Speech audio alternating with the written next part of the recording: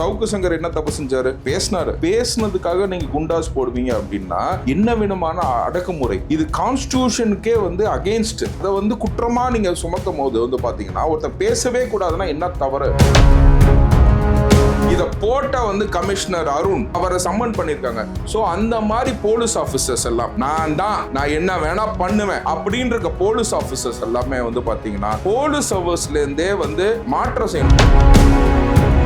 சவுக்கு சங்கர் பேசுறது சொசைட்டிக்கு அச்சுறுத்தலா இருந்துச்சா? பேசுனதுக்காக மட்டுமே ஒருத்தர் மேல குண்டாஸ் ஆக்ட் போடுறாங்க அப்படின்னா எவ்வளவு பெரிய ஒரு அநியாயம்ன்றதை நல்லா யோசிச்சு பாருங்க. எங்கன்னா ஹானஸ்ட் பர்சன்ஸ் இருக்கிறாங்கன்னு ஐடென்டிஃபை பண்ணி அதை பிக் பண்றாரு பாருங்க. இங்கதான் ஒரு தலைமை, ஒரு சிஎம் பாத்தீங்கன்னா he should have lot of அவங்க கீழே இருக்க எல்லாருமே ராஜாக்களா இருக்கணும். தான் மட்டும் ராஜா இருக்க கூடாது, எல்லாருமே ராஜாக்களா இருந்தாங்கன்னா தான் அதை நல்லா நடத்த முடியும். அப்படிங்கும் போது he is identifying the proper persons. Meriba பன்னீர் சோடா, I trust மெரிபா. நீங்க நல்லா பாத்துக்கோங்க. ஏன்னா இங்க அண்டா தூக்குறவங்க நிறைய பேர் பாத்தீங்கன்னா பத்திரிகையாளர், மூத்த பத்திரிகையாளர் அப்படின்னு போடுவாங்க. So when he said that I'm joined TVK அப்படிங்கும் போது அன்னையில இருந்து அவர் பத்திரிகையாளர், ஜேர்னலிஸ்ட் அப்படின்ற ஒரு வார்த்தையை அவர் யூஸ் பண்ணிக்கல. தாவேகான்றது தான் அவர் யூஸ் பண்ணாரு. அது எவ்வளவு ஜென்யூனிட்டி. நாளைக்கு சவுக்கு சங்கர் அகேன்ஸ்டா முதல்வர் விஜய்க்கு அகேன்ஸ்டா பேசினா கூட பாத்தீங்கன்னா அவர் பாசிட்டிவா தான் எடுத்துக்குவார். சவுக்கு சங்கரை அட்மிட் பண்ணிருக்காரு, நம்ம இவ்வளவு பேசினா போப்பா அப்படின்னு. சோ அது ஒரு ஸ்டைல். ஓகேங்களா? அப்படிங்கும் போது பாத்தீங்கன்னா இன்னைக்கு இந்த order it is only for freedom of speech, freedom of expression. Reflect நேயர்களுக்கு வணக்கம். இன்று நாம் சந்திக்க இருக்கக்கூடிய சிறப்பு விருந்தினர் வழக்கறிஞர் ஆரோக்கிய சதீஷ் அவர்கள். சார் வணக்கம். சார் வணக்கம். வணக்கம் சார். யூடியூபர் சவுக்கு சங்கர் திமுக ஆட்சியில் கைது செய்யப்பட்டு அவர் மீது குண்டாஸ் வழக்கு போடப்பட்டிருந்தது. தொடர்ந்து அவர் திமுக அமைச்சர்கள், திமுக ஆட்சியில் இருந்த அதிகாரிகள் அவர்கள் எப்படி அதிகார துஷ்பிரயோகம் செய்கிறாங்க அப்படின்றத தொடர்ந்து யூடியூப்ல பேசி வந்தார். இதை தொடர்ந்து அவர் மீது பல்வேறு வழக்குகள் போடப்பட்டது. அதன் ஒரு பகுதியாக குண்டாஸ் போடப்பட்டது. இப்போ விஜய் ஆட்சிக்கு வந்த பிற்பாடு அவர் மீதான குண்டாஸ் ரத்து செய்யப்பட்டிருக்கிறது. தொடர்ந்து அவர் விடுதலை ஆவார் அப்படின்ற செய்திகளும் நமக்கு கிடைச்சிருக்கு. ஒரு வழக்கறிஞரா இவருடைய குண்டாஸ் ரத்து செய்யப்பட்டதை எப்படி பாக்குறீங்க? இது ஏற்புடையதா? சவுக்கு சங்கர் பாத்தீங்கன்னா இது ரொம்ப மகிழ்ச்சியான தருணமாக தான் நான் பார்க்குறேன். அதாவது கவர்மெண்ட் பாத்தீங்கன்னா ஏர்லியர் கவர்மெண்ட், அதாவது ப்ரீவியஸ் கவர்மெண்ட், அந்த திமுக அரசு எப்படின்னு கேட்டிங்கன்னா right of speech, right of expression இதுக்கே அவங்க தடை விதிச்சிருக்காங்க. இப்போ சவுக்கு சங்கர் என்ன தப்பு செஞ்சாரு? பேசினாரு, வேற எதுவும் தப்பு செய்யல. பேசுனதுக்காக நீங்க குண்டாஸ் போடுவீங்க அப்படின்னா என்ன விதமான அடக்குமுறை இது? கான்ஸ்டிடியூஷனுக்கே அகெயின்ஸ்ட். இவங்க பண்ணது constitutional rights, right of speech, right of எக்ஸ்பிரஷன்லாம் பாத்தீங்கன்னா நம்ம கான்ஸ்டிடியூஷன்ல ஒரு பாட்டுங்க, புரிஞ்சுங்களா? ஒரு ஆர்டிக்கல். அது அந்த ஆர்டிக்கல்லே நீங்க உடைச்சு நீங்க அதை குற்றமா நீங்க சுமத்தும் போது பாத்தீங்கன்னா ஒருத்தன் பேசவே கூடாதுன்னா என்ன தவறு? என்ன எப்பேற்பட்ட அரசுகிட்ட நம்ம இருந்திருக்கோம்? இன்னைக்கு வெடு வச்சு இன்னைக்கு ஒரு தூய சக்தி அரசு பதவியேற்று இன்னைக்கு அவங்கள்ட்ட போலீஸ் டிபார்ட்மெண்ட் இருக்கனால அவங்க ரிவோக் பண்றாங்க. இதுக்கு பாத்தீங்கன்னா ஏற்கனவே சுப்ரீம் கோர்ட் ஏற்கனவே பல சவுக்கடிகள் கொடுத்துருக்கு. அதாவது இதில் என்னன்னு கேட்டிங்கன்னா now the committee has been தான் revoked. Committee has revoked. I am just ஒரு இதை பார்த்தீங்கன்னா அந்த லெட்டரை நான் போட்டிருந்தாங்க, இணையதளத்தில் இருக்குது. அந்த லெட்ரு பார்த்தீங்கன்னா ஜிஓ RT1 நம்பர் 2977, புரிஞ்சுங்களா? அதில் 19/5/2026, புரிஞ்சுங்களா? அங்கேருந்து இந்த லெட்டர் கொடுக்கப்பட்டது. ஃப்ரம் இது order ground of detention of Savukku Shankar. Okay, அவரோட அட்ரஸ் எல்லாமே போட்டிருக்காங்க. ஓகே, கொஞ்சம் கிளியராக இல்லை.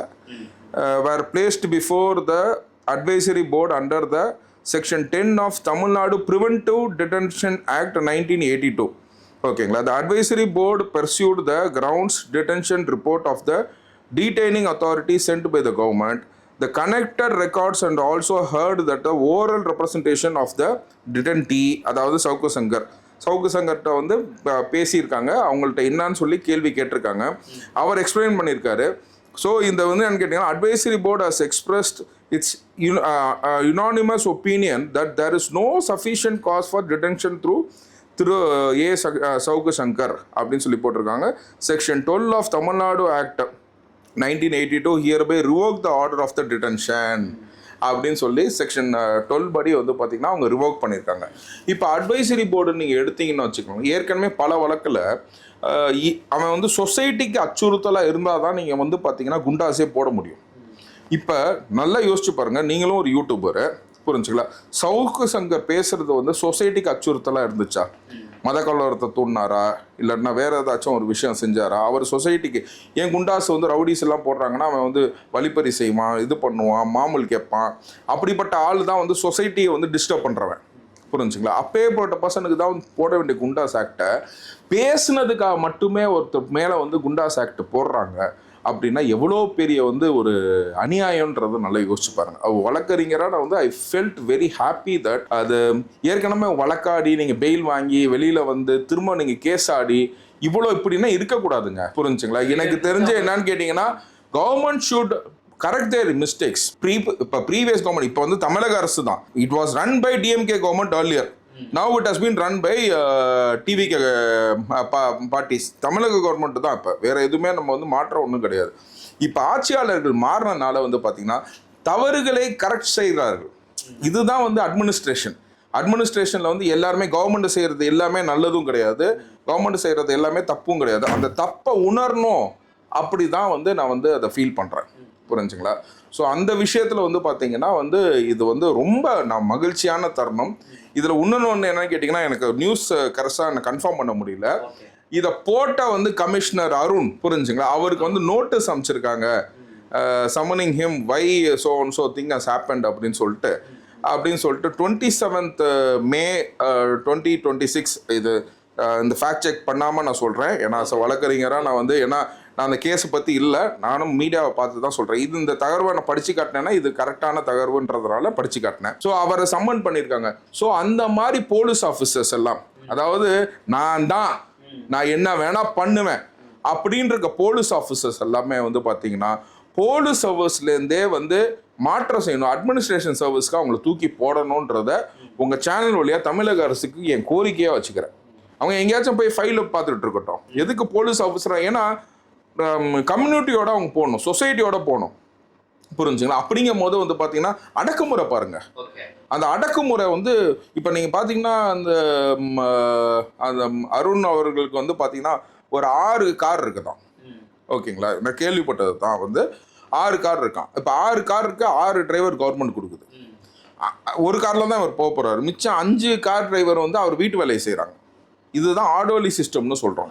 ஸோ இந்த மாதிரி ஆர்டர்லி சிஸ்டம் அறவே ஒழிக்கப்பட்டதுன்னு சொன்னால் கூட எனக்கு தமிழக அரசுக்கு உங்கள் சேனல் வழியாக இன்னொரு கோரிக்கையும் வைக்கிறேன் புரிஞ்சுங்களா? இப்போ முதல்வர் விஜய் அவர்களுக்கு ஒரு கார் தானே வச்சிருக்காரு. முதல்வர் விஜய் வந்து ஒரு கார் தானே வச்சிருக்காரு, ஒரு டிரைவர் தானே வச்சிருக்காங்க, கவர்மெண்ட்லேருந்து ஒரு டிரைவர் தானே அலோகேட் பண்ணுவாங்க. அப்படின்ற மாதிரி ஒரு அமைச்சருக்கும் ஒரு கார், ஒரு போலீஸ் ஆஃபீஸருக்கு இந்த கேம்ப் ஆஃபீஸுக்கு போகிறதுக்கு ஒரு காரு, இங்கே போகிறதுக்கு ஒரு காரு அப்படின்னு ஒரு 6 கார் வச்சுக்கிட்டு 6 டிரைவரை வச்சுருக்காங்க.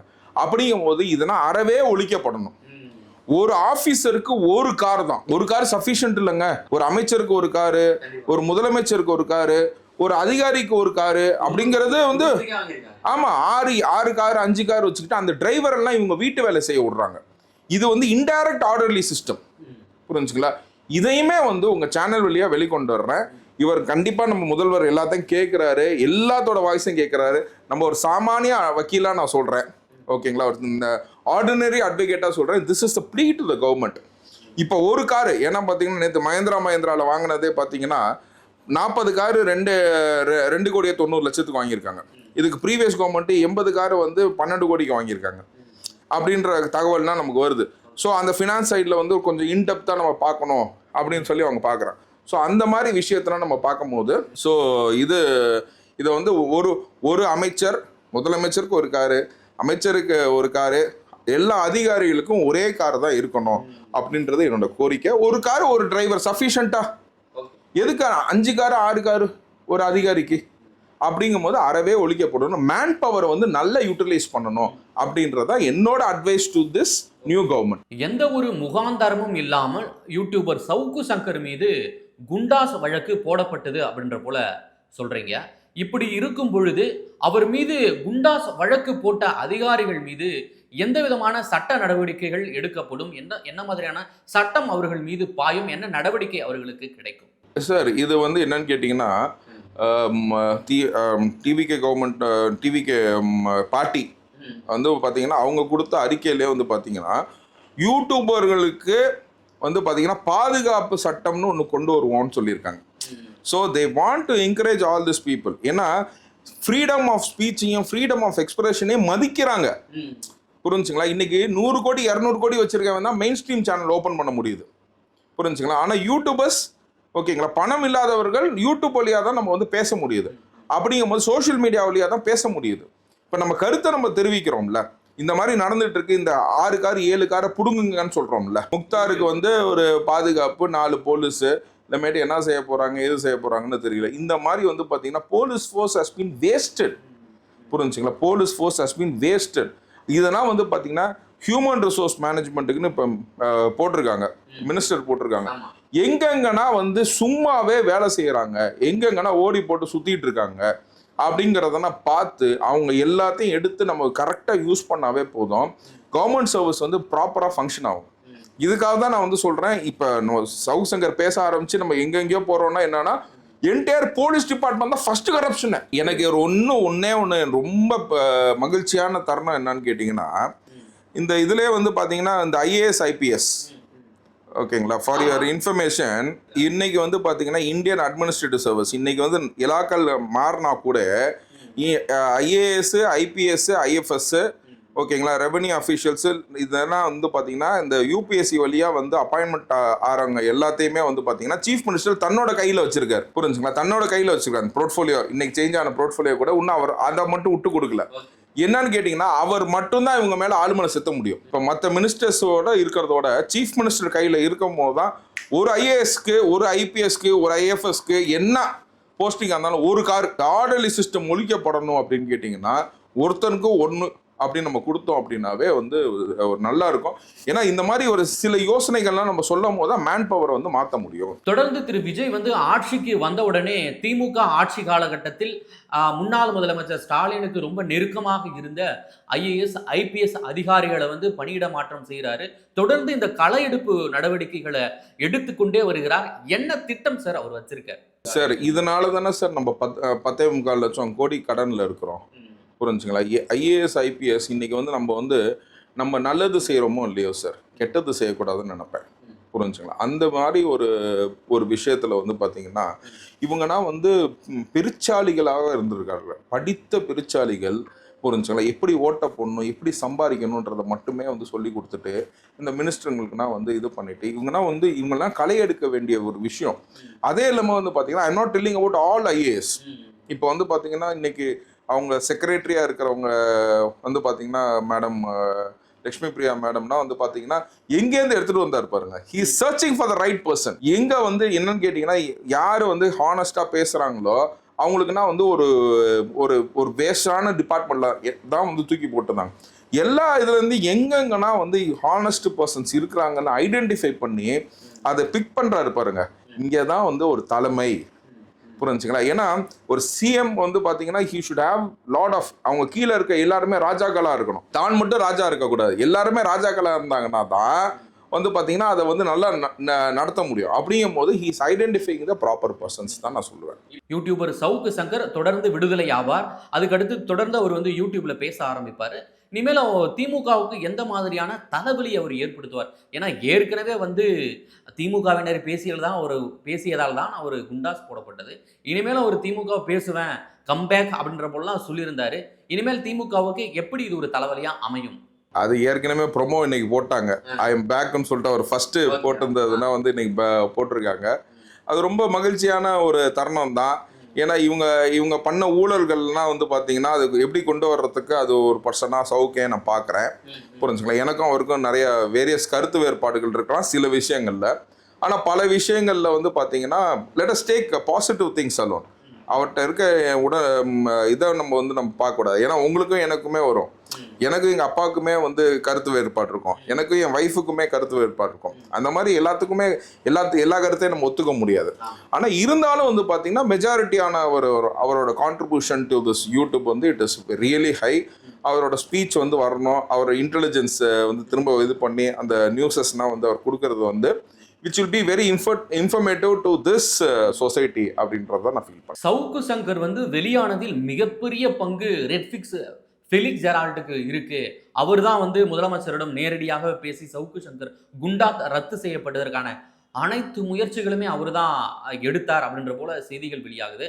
தொடர்ந்து திரு ஃபெலிக்ஸ் ஜெரால்டை போன்றே சவுக்கு சங்கர் வெளியானதும் தாவேகாவில் இணைவாரா, அதற்கான சாத்தியக்கூறுகள் இருக்கிறதா? இல்ல, ஆக்சுவலா நீங்க பிரதர் ஃபெலிக்ஸும் very good friend of mind, புரிஞ்சுங்களா? அதுதான் நான் சொல்றேன், கருத்து வேறுபாடு மாறி மாறி இருக்குன்னு. நீங்க நார்மலா பாத்தீங்கன்னா சவுக்கு வந்து வாஸ் அ ப்ரோ ஏடிஎம்கே ஸ்டாண்டை தான் எடுத்தாரு, புரிஞ்சுங்களா? ஃபெலிக்ஸ் வந்து தாவேகால இணைஞ்சிட்டாரா டிவிக்கே தான் அவர், ஓகேங்களா? He cannot change his stand, புரிஞ்சுங்களா? அதனால அதுக்கப்புறம் வந்து பார்த்தீங்கன்னா பிரதர் ஃபெலிக்ஸ் வந்து ஜேர்னலிஸ்ட்னே அவர் போடல. நீங்கள் நல்லா பார்த்துக்கோங்க, ஏன்னா இங்கே அண்டா தூக்குறவங்க நிறைய பேர் வந்து பார்த்தீங்கன்னா பத்திரிகையாளர், மூத்த பத்திரிகையாளர் அப்படின்னு போடுவாங்க. So when he set that I'm joined TVK அப்படிங்கும் போது அன்னையிலேருந்து அவர் பத்திரிகையாளர், ஜேர்னலிஸ்ட் அப்படின்ற ஒரு வார்த்தையை அவர் யூஸ் பண்ணிக்கல, தாவேகான்றது தான் அவர் யூஸ் பண்ணார். அது வந்து எவ்வளோ ஜென்யூனிட்டி. இன்னைக்கு இந்த எத்தனை இந்த அண்டா தூக்குறவன், சொம்பு தூக்குறவன் எல்லாத்தையும் நீங்கள் பார்த்தீங்கன்னா தெரியும். ஸோ அந்த இதில் வந்து பிரதர் ஃபெலிக்ஸ் வந்து ஆல்வேஸ் ஐ அப்ரிஷியேட். ஸோ அதுலேயும் கருத்து வேறுபாடு இருக்கிறது என்னன்னு கேட்டிங்கன்னா சவுக்கு வாஸ் ப்ரோ ஏடிஎம்கேவாக இருந்தார். அது வந்து ஒருத்தரோட சுதந்திரங்க, அதோட சுதந்திரம். அது அவர் ப்ரோ ஏடிஎம்கேவே இருந்துட்டு போட்டுமே, அதுவும் ஒரு நல்ல வலிமையான ஒரு பேச்சாக தானே இருக்கும். நம்ம தாவேகா அரசையும் செய்கிற தவறுகளை சுட்டி காட்டட்டுமே. ஏன்னா நான் நல்லா யோசிங்க, முதல்வர் விஜய் அவர்கள் வந்து பதவி ஏற்றுட்டாரா நம்ம ஒன்றும் போலீஸ் ஸ்டேஷனை க்ளோஸ் பண்ணிட போகிறதில்ல, கோர்ட்டெல்லாம் எடுத்து க்ளோஸ் பண்ணிட போகிறதில்ல. எல்லா இடத்துலையுமே தவறுகள் நடந்துக்கிட்டு தான் இருக்கும். நான் அதை பதிவு செய்கிறேன். இதுன்னு கேட்டிங்கன்னா ஹவு வி அட்மினிஸ்ட்ரேட் இட், ஓகேங்களா? இதுக்கு வந்து எப்படின்னு கேட்டிங்கன்னா யார் அந்த சாருக்கு ஒன்றும் கேள்விக்குரிய இருக்குல்ல, புரிஞ்சுங்களா? அதுதான் அட்மினிஸ்ட்ரேஷனை மூடி மறைக்கிறது. இப்போ மூடி மறைக்காம அந்த சாரை தூக்கி உள்ளுக்குள்ள போடுறா அப்படிங்கிறது தான் வந்து இன்னைக்கு முதல்வர் விஜயோட ஆட்சி, புரிஞ்சுங்களா? எல்லா இடத்துலையுமே இப்போ எல்லா இடத்துலையுமே நம்ம தப்பு நடக்காதுன்னு நம்ம சொல்லவே முடியாது. எனி கவர்மெண்ட் வந்துச்சுனாலும் இது நடக்கும். அது how we administrate it, that is important.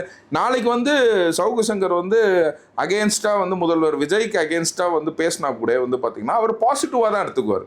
ஏன்னு கேட்டிங்கன்னா அம்மையார் ஜெயலலிதா அவர்கள் வந்து எப்படின்னு கேட்டிங்கன்னா அவர் பேசுனதுன்னா கேரே பண்ண மாட்டாங்க. அவர் எழுதுறது பேசுறதுன்னா வந்து கேரே பண்ண மாட்டாங்க, போடா அப்படின்னு. So that's what it is. அதை வந்து சவுக்கு சங்கரே அட்மிட் பண்ணியிருக்காரு, நம்ம இவ்வளோ பேசினா அடா போப்பா அப்படின்னு அது பாட்டு. ஸோ அது ஒரு ஸ்டைலு, ஓகேங்களா? அப்படிங்கும் போது வந்து பார்த்தீங்கன்னா இன்னைக்கு இந்த ஆர்டர் வந்து it is only for freedom of speech, freedom of expression. இந்த கான்ஸ்டியூஷனை இன்னைக்கு தான் வந்து தமிழக அரசு முதல்வர் விஜய் வழியாக நமக்கு திரும்ப பெற்றோம் அப்படிங்கிறது இந்த கேஸே ஒரு சாட்சி. மிக்க நன்றி சார், நேரில் வந்து பல்வேறு தகவல்களை எங்களுடன் பகிர்ந்தமைக்கு. Thank you, thanks a lot. Meriba Paneer Soda. I trust Meriba.